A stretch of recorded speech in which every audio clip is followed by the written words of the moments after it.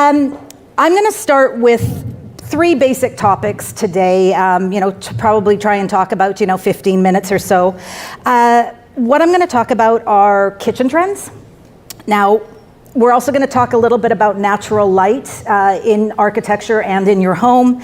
And the other sort of more fun thing that I'm going to talk about is Art Deco design, because apparently that's one of the most Googled styles right now, and which is perfect because I have always loved Art Deco design. So a little bit about all of these subjects. Like I said, please feel free to interrupt if you do have any questions.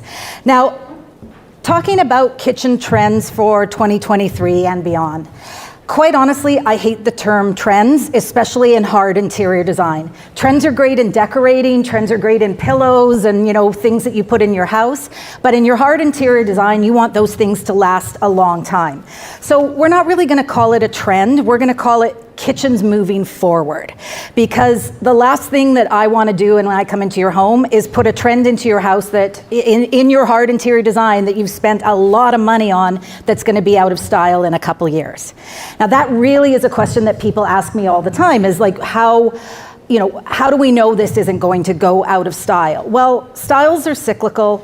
Style, if you pick good design and good materials, you will always be in style. It's also why too that my team and I, my design team and I, we tend to really design for you as a client. We don't necessarily say, oh, this is the kitchen that you have to have. We really get to know you and design for you and for your lifestyle and your aesthetic.